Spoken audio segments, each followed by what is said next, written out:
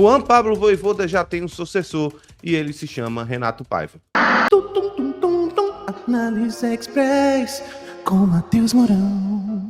Pois bem, hoje nesse vídeo a gente vem costumando no Análise Express fazer toda a análise de anúncios do Fortaleza, análise dos pós-jogos, fazendo uma análise completa com um pouquinho de opinião sobre as mudanças e as notícias mais quentes do Fortaleza. Pois bem, ontem o Fortaleza regularizou tanto e anunciou também, é importante a gente tratar sobre isso, o Vinícius Silvestre, goleiro, e o Everson, lateral esquerdo. Então os dois jogadores já estão prontos para jogar pelo Leão, e a gente vai conversar melhor amanhã sobre eles no vídeo também das 6 da manhã. Então, hoje, a gente vai focar um pouco mais no técnico, o novo comandante do Fortaleza, o português Renato Paiva, certo? Ele vem com a passagem por último no Botafogo, ele jogou o Mundial, se classificou para as oitavas de final da Libertadores e jogou também o Super Mundial agora, com destaques para a vitória contra o PSG, mas criticado também, principalmente por jogar recuado demais contra o Palmeiras e ser eliminado. Mas, enfim, ele começou sua carreira como treinador em 2004, lá na base do Benfica, onde ele ficou de 2004 até 2019, trabalhando junto com os jovens atletas, passou desde o Sub-14, Sub-16, 17 e 19, e como treinou também o time B do Benfica em 2019. O seu estilo ele é fortemente influenciado por um futebol mais posicional. Mas o que significa isso? Cada jogador ele fica responsável basicamente por uma zona do campo onde ele vai ter que gerenciar aquele espaço.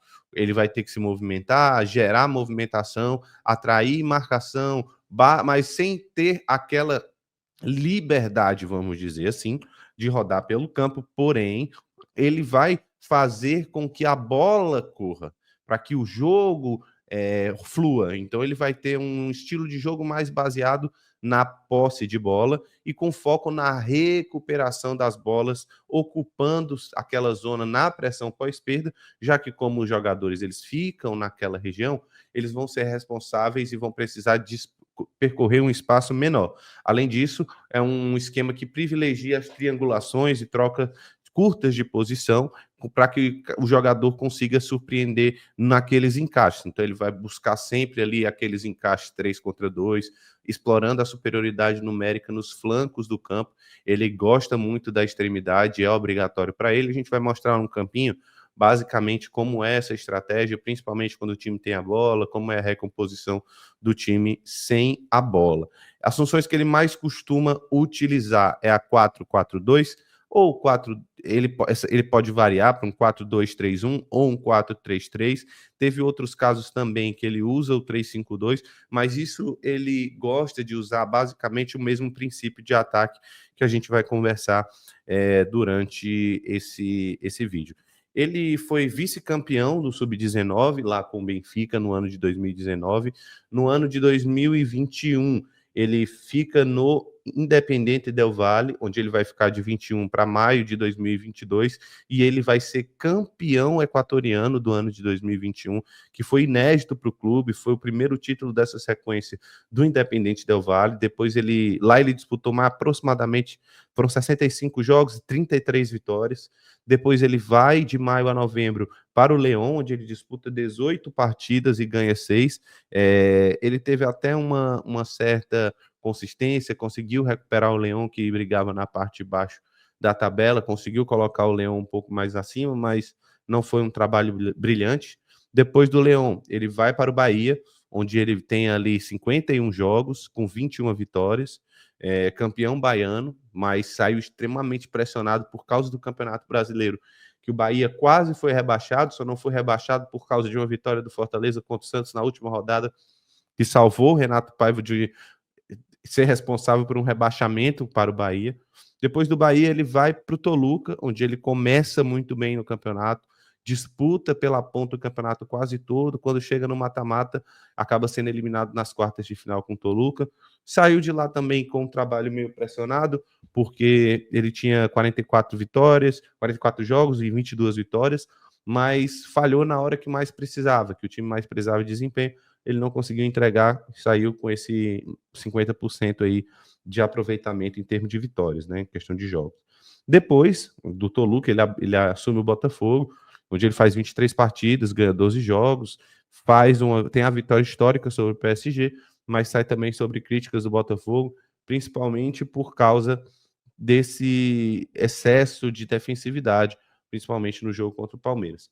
Ele é um técnico que não chega no Fortaleza no seu auge. Ele, na verdade, eu acho que ele está passando por um processo ali de crise de identidade, porque no começo do seu trabalho ele era um cara muito ofensivo, era um técnico que gostava da posse de bola, que gostava de agredir o adversário e gostava de ter a bola sempre no campo do adversário. E ele não tinha essas características tão defensivas. E eu acho que, devido ao estudo dos outros times, ele acaba tendendo a ficar burocrático demais. O problema é que no Botafogo, por exemplo, isso chegou rápido demais, o que causou a demissão do Renato Paiva.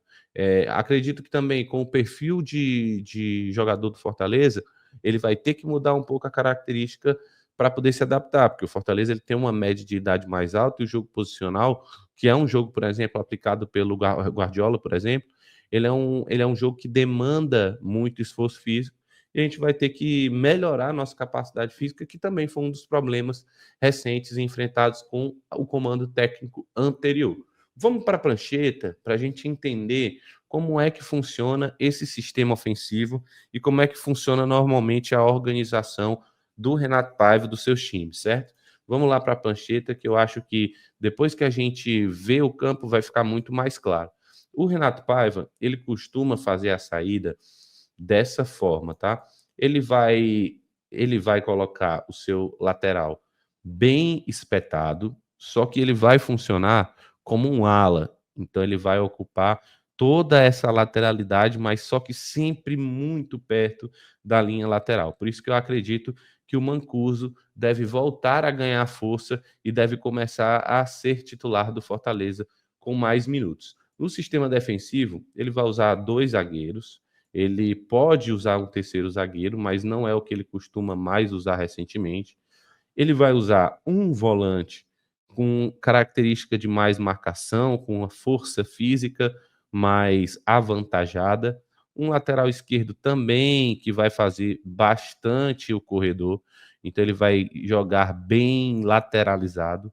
Um volante, camisa 8, com um cara com um pouco mais de qualidade de passe, para trabalhar essa bola e chegar como elemento surpresa mais perto da área.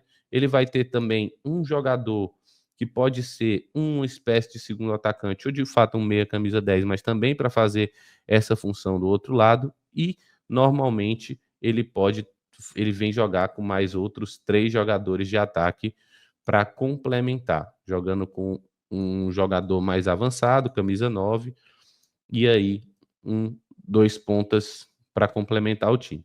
Quando os seus times normalmente têm a bola, a organização do Renato Paiva é até um pouco parecida com essa que você está vendo. Os zagueiros eles alinham com o volante mais recuado, fazendo uma linha de 3. Os 2 volantes eles vão descer um pouco mais, certo? E eles vão ajudar nessa flutuação, nessa criação, esses 2 jogadores que podem variar, né, nessa função de volante e meia. Depois, na zona de ataque, os laterais, como são mais ofensivos, eles vão fazer toda essa lateralidade aqui. Os jogadores que são os segundos atacantes, né, o segundo e terceiro atacante aqui, eles costumam fechar e se aproximar do centroavante, e aí fazendo o que a gente costuma chamar de fase ofensiva 3-2-5. E aí, o que ele gosta de fazer? Esse centroavante, ele vai fazer essa movimentação, porque aí ele vai, quando tiver aqui postada a defesa adversária, não reparem nos números, tá? É só por uma questão mesmo de organização, para vocês terem a visualização. Quando os outros times eles fazem essa linha aqui de 4 jogadores, normalmente são 2 linhas de 4 bem próximas uma das outras. Quando a gente tem esse centroavante bem próximo dos pontas e tem essa presença muito firme do lateral, o que a gente cria? A gente cria uma situação de 3 contra 2 no lado da bola. Então, esse jogador ele vai ter que fazer o balanceamento defensivo, esse vai ter que fazer o balanceamento defensivo, esse vai ter que fazer o balanceamento defensivo, e ele vai gerar o quê? Uma pressão para cima desse jogador dessa linha, porque se em algum momento essa bola chegar aqui no camisa 11, ele vai ter opção de passe para cá, para o camisa 9, para o pivô. Ele vai ter a opção de bola procurando aqui o meio do campo. Ele vai ter a opção de passe procurando o nosso querido amigo camisa 6. Ou seja, ele vai ter opção para poder escolher qual o melhor caminho traçar no sistema ofensivo. Então, esse normalmente é a forma como funciona o ataque do Renato Paiva. Um jogo bem posicional, com ocupação de espaço e compactação, com jogadas de triangulação. Então, jogadores que eu acredito que devam ganhar força no trabalho do Paiva. Mancuso, como eu falei, acho que o Adam Barreiro pode vir a ser titular pelo momento dos outros centroavantes. Acredito que ele tem a movimentação necessária para fazer com que o esquema do Paiva ele seja utilizado, essa cara de mais posicional, lembrar do Haaland na comparação, tá? Então vamos pensar sempre assim, estamos comparando. Outro jogador também que a gente pode tratar, que pode ganhar força com o Paiva, é o próprio Herrera, que deve fazer sua estreia também contra o Bahia. Então essa é basicamente a cara ofensiva dos times do Paiva. Defensivamente não é nada muito burocrático, existem alguns tipos de encaixe que ele gosta de fazer. Dependendo da equipe, ele não tem vergonha de montar uma linha de 5, montar ou uma linha de 4 aqui na frente dos jogadores, todo mundo descendo em bloco. Ele não tem vergonha de fazer isso com o centroavante mais à frente, com aqui já abrindo com espaço para o lateral disparar e montar de novo a fase de ataque, como ele também pode também subir aqui o camisa 5 e aí fazer uma defesa mais tradicional com 2 linhas de 4. Ele não é, vamos dizer assim, um cara muito diferente do comum em relação ao sistema defensivo. Então, a gente viu no campinho quais são os pontos fortes, um posicionamento por zona, laterais mais participativos, pressão pós-perda, que é uma característica dele. Ele tem esses pontos também, como adora trabalhar com jogadores jovens, foi assim a vida inteira, adquiriu esse know-how lá no Benfica e no Independiente Del Valle. É campeão nacional, chega no Fortaleza já tendo na carreira, já tendo sido campeão de um país, foi campeão lá no Equador em 2021. É um cara que ele é rígido no posicionamento, dizem que os treinamentos dele são muito metódicos e completos e exige a ocupação de zona, que é um conhecimento a mais para esse elenco do Fortaleza, que estava muito acomodado e acostumado com jogos mais laterais do Vojvoda. Mas, assim, de pontos que a gente pode também questionar, em alguns momentos ele tem uma posse um pouco estática e pouco criativa. Então, ele tem que exigir dos seus atletas essa movimentação, para que não aconteça, por exemplo, o que aconteceu no Botafogo. Eu acho que ele sofreu uma pressão externa muito grande nos seus outros trabalhos, principalmente por falta de relacionamento com o torcedor, seja em entrevistas, onde ele bateu boca com jornalistas, ou então até mesmo por exigência de mais objetividade no Botafogo, onde ele foi em demasia recuado, né? Ele teve curta duração em alguns clubes, que isso, para o trabalho dele, que é um trabalho tão de assinatura, você não consegue desenvolver um trabalho, uma cara, então fica meio até difícil a gente fazer uma análise mais completa em relação a isso. Acho que de pontos ao que esperar no Fortaleza.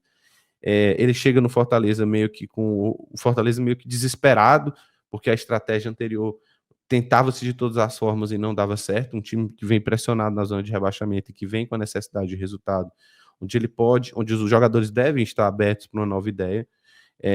Ele já tem um esqueleto, por exemplo, de um 4-4-2 e 4-3-3 muito bem montado e desenvolvido pelo Vojvoda, e ele precisa transferir a chance que o Fortaleza cria em volume de jogo, em posição, em evolução ofensiva. E eu acho que ele, em alguns trabalhos, ele chegou a demonstrar isso. Não é em demasia defensivo, mas se ele seguir o que ele fez no Botafogo, pelo menos o Fortaleza vai ter um cara mais pragmático para pontuar, que é o que o Fortaleza precisa no campeonato. Então, assim, Renato Paiva, um técnico europeu com experiência sul-americana, que conhece o Nordeste, é um cara que tem uma metodologia diferente do Vojvoda, e ela representa o Fortaleza uma aposta num projeto consistente, estruturado, que teve, sim, grandes problemas esse ano, mas não dá para se ignorar que nos últimos 5, 6 anos é um Fortaleza que tem uma baixa média de erro, os erros vêm acontecendo mais esse ano. Vamos ver se ele vai conseguir adaptar o elenco que ele tem à disposição à sua realidade e a pressão para os resultados imediatos também não deixar afetá-lo. Eu acho que numa comparação dele com o Vojvoda, eu acho que o Vojvoda tem até um padrão mais dinâmico, o dele é um padrão mais fixo, mas de repente isso pode ajudar o Fortaleza de alguma forma. Eu acho que é uma troca, é um downgrade, vamos dizer assim. Eu prefiro o Vojvoda, é um técnico mais consistente, mais adaptado ao contexto, mais vitorioso no futebol brasileiro. E é um estilo mais agressivo do que o Paiva, mas o momento em que ele assina o contrato, a gente tem que esquecer esse aspecto, é acreditar, é defender o treinador, desejar a ele toda a sorte do mundo, que ele consiga aplicar toda a sua metodologia e que retire o Fortaleza desse momento, que ele chame os jogadores, crie a responsabilidade que precisa ser criada e que ele tenha toda a sua liberdade para poder aplicar no seu jogo. Parece que o treinador já chegou dando alguns nomes para possíveis contratações. Então, quem sabe possa pintar de repente um Danilo Barbosa no Fortaleza, que ele seria um camisa 5, acho que o meio campo, com o Danilo Barbosa jogando junto com o Matheus Pereira e mais um cara com mais criação, pode melhorar demais, um meio campo com mais pegada física, com mais qualidade de passe, com o Matheus com menos obrigação de marcação. Vamos ver as notícias do próximo dia. Amanhã eu fico com um compromisso para você de mais um vídeo para analisar o Vinícius e o Everson. A gente vai conversar todos os detalhes dessa contratação.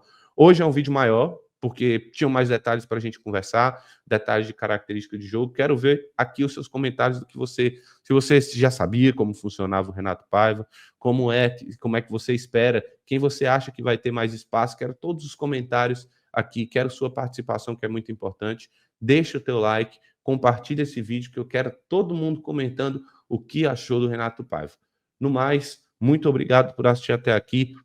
Amanhã a gente volta, 6 da manhã, para conversar um pouco mais sobre a contratação do Vinícius, sobre a contratação do Everson. De repente tem alguma contratação a mais para a gente tratar e você sempre vai ter análise aqui. Para mim, dentro dos nomes que poderiam ter, análise, Matheus Mourão, que você já está acostumado, eu vou dar 3 estrelas de 5.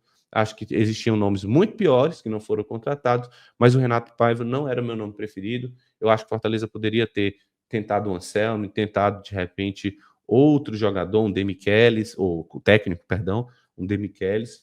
Focou no Renato Paiva. Acredito que por conhecer o futebol brasileiro isso pesou. Vamos torcer para que o projeto dê certo. Muito obrigado por assistir o vídeo até aqui. Deixa teu like mais uma vez. Não esquece de compartilhar o vídeo. Se inscreve aqui no Vagão do Expresso. Aquele abraço. Tamo junto e valeu demais.